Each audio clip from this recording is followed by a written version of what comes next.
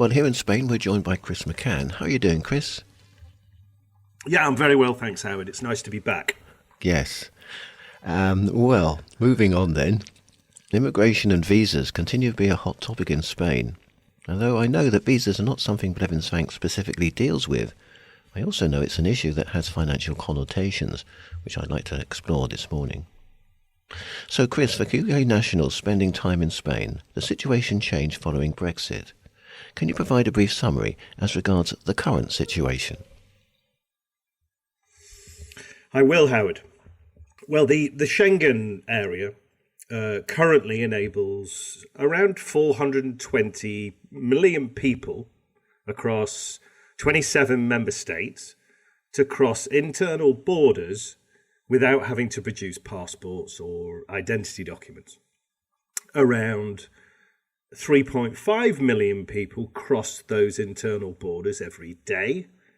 50% who reside in one Schengen country and work in another. I think there's around a total of 1.25 billion journeys every year, which are a boon normally to Europe's tourism and cultural sector. But these internal freedoms are only available because of a common EU policy that facilitates the entry of visitors into the EU while maintaining security. Currently, the EU has a visa-free regime in place for 61 non-EU countries, enabling those people from those countries with biometric passports to enter the Schengen area for short stays. And when they say short stays, they mean no more than 90 days in any rolling 180-day period. Post-Brexit, the UK, as a third country, is now one of these 61 countries. And UK nationals without a visa are also now subject to short stays of no more than 90 days in any rolling 180-day period. It's interesting to note that the Schengen rules are separate from each state's sovereign right to introduce different types of visas and residency permits, which is why you now see a significant variety in Spain in relation to different kinds of visas and permits on offer. Each visa, such as the non-lucrative visa, the golden visa, the digital nomad visa, offer different routes to spending more time in Spain without the constraint of the 90 in 180-day Schengen rule. Both France and Spain have recently been vocal in relation to the economic costs of Brexit on their countries. In particular, they've been critical about the immigration rules that restricts the owners of properties in France and Spain visiting and staying as often they may have done. Will you tell us a little bit more about this? Yeah, this is something that I've been asked a lot about. I think mainly because a lot of people wish they could go back to the good old days, the pre-Brexit days. As regards events in France, in November last year, Martine Berthet, an MP who represents the Savoie area in the French Alps, put forward an amendment to a new French immigration bill suggesting special arrangements should be enacted to help UK nationals who own second homes in France. The idea was for France to automatically grant long-stay visas to the British who own French property, allowing them to spend as much time as they wish in France. Now, whilst both the Senate and the National Assembly of France voted in favour of the change, it was recently rejected by the Constitutional Council, which is the French Supreme Court. So I think, to be honest, I was talking to one of our French partners yesterday, or the day before, and he mentioned that he can't see that coming back for a while. So I think it may be dead in the water. Spain, on the other hand, has not progressed this issue as far as France. But there have been discussions between Madrid and London over how things can be made easier for British tourists in Spain. Reports have also been circulating of Spain lobbying the EU, but actually there's no evidence that this has occurred. Even if either country managed to convert the 90 in 180-day rule to a 180 in 360-day rule, which is essentially what they're after, such a change would require a vote by the 27 Schengen member states, which could potentially take years. This being the case, I don't think that we're going to go back to the good old pre-Brexit days anytime soon. Based on your experience, how have UK nationals been dealing with these immigration rule changes? Well, I think it's fair to say that people have been dealing with them in different ways. As regards the legitimate routes, and I'll come on to the not so legitimate routes in a minute, but as regards the legitimate routes, there are those that have had no issue with spending less than 90 days in Spain in a 180-day period. And for them, their lifestyles haven't really been impacted by these changes at all. For those who don't wish to spend more than 183 days in Spain and therefore don't become Spanish tax resident, but have had an issue with restricting their stays to less than 90 days in a 180-day period, they have been able to apply for a golden visa. Some have been able to apply for a golden visa, which has legitimately allowed them to spend as much time in Spain as they wanted to. They can then choose to spend less than 183 days in Spain and stay non-resident for tax, or they can go over 183 days and become resident for tax. For those that wish to spend more than 183 days in Spain, they've simply become resident in Spain. As I say, they could do that by getting a golden visa. They can also do that by applying for a non-lucrative visa or a digital nomad visa. Now, turning to the not so legitimate routes, I have become increasingly concerned by what could best be described as a very laissez-faire attitude by a growing number of UK nationals who are not Spanish residents and are simply ignoring the post-Brexit rules. Until 31st December 2020, UK nationals could come and go without really being checked. Border guards took a cursory glance at your passport, but nothing more. Post-Brexit, once you're in the Schengen area, it's very rare for your passport to be checked. It's normally checked only when you arrive and leave the Schengen area. And frankly, if your passport has been stamped numerous times, border guards don't normally have the time to painstakingly go through all the dates in your passport. So this being the case for many UK nationals, I don't think the penny's dropped, and they have continued to be very blasé about the immigration rules that they are supposed to be abiding by.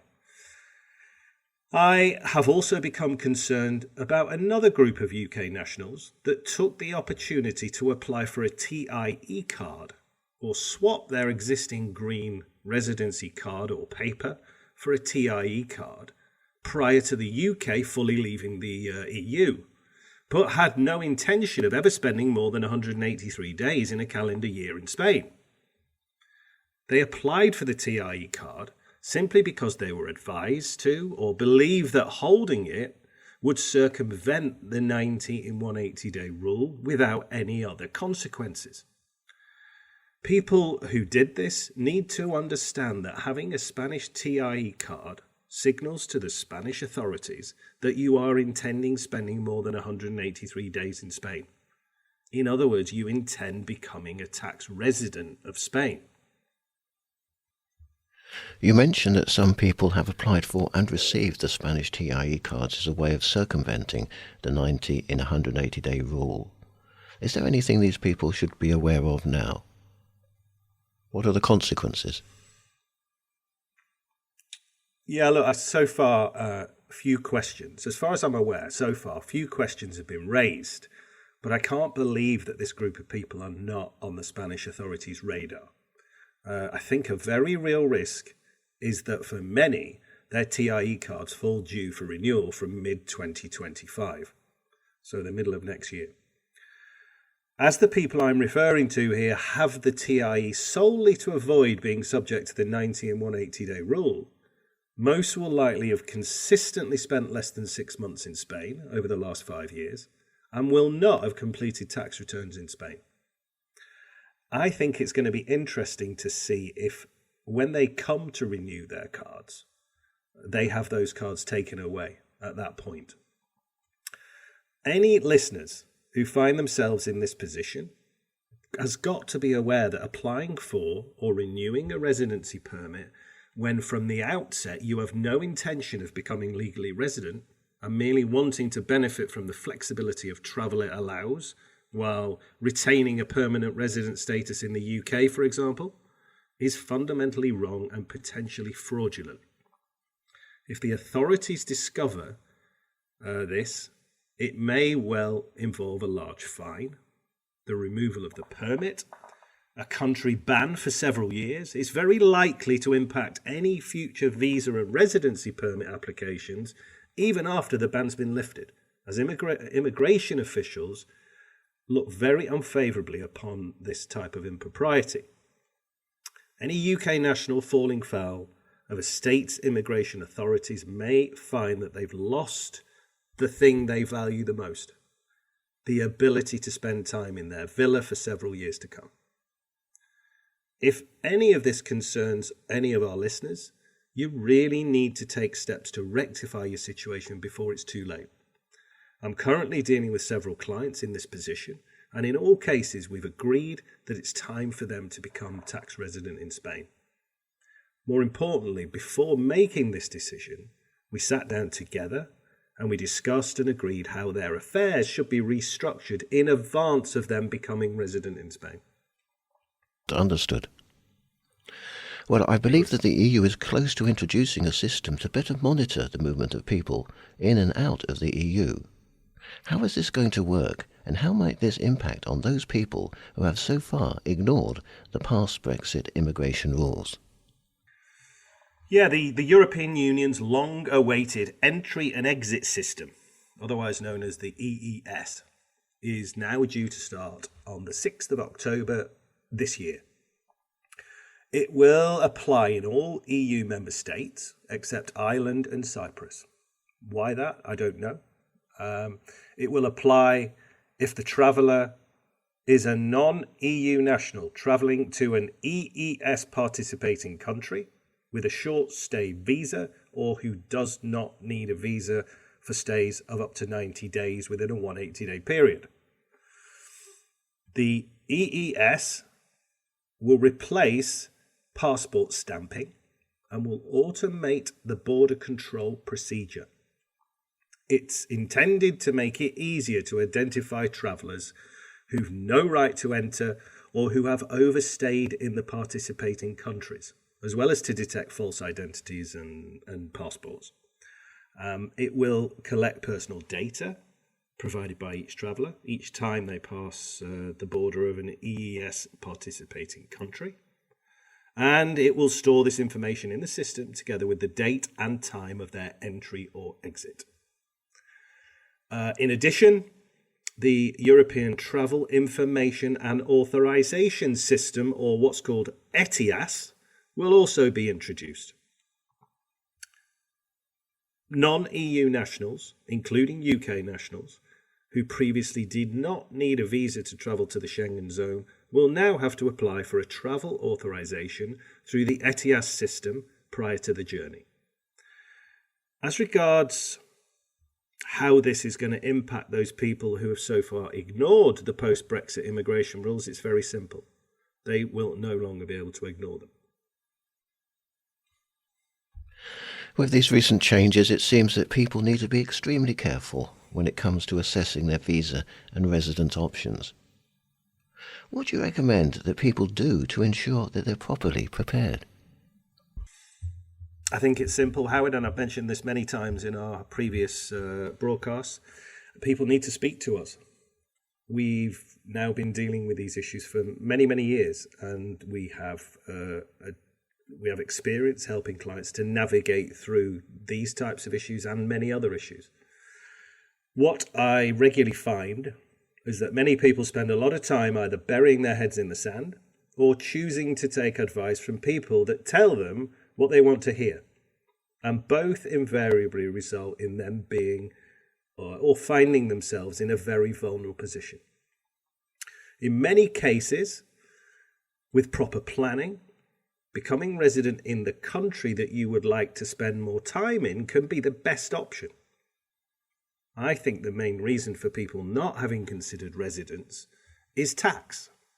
But all I can say is that for most of my existing clients, they are living in Spain and they are legally and legitimately paying relatively little tax, and in a lot of cases less tax than they would pay in the UK.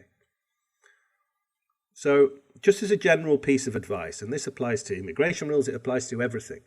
As we're at the beginning of the year, I think it's always a good time to take a fresh look at your affairs, and with the help of a knowledgeable advisor, satisfy yourself that you're in the best possible position. And the Blevins Franks website is the first port of call. Yeah, I think so. Listeners can visit our website, blevinsfranks.com, where they will be able to access the contact details of all our local partners. They will also, if they choose to, they'll be able to complete a contact form. If they do, somebody from Blevins Franks will be in touch with them as soon as possible to suggest the most appropriate next steps. Well, many thanks, Chris. I think we'll talk again in 3 weeks. Yes, Howard, I look forward to it. Thanks very much.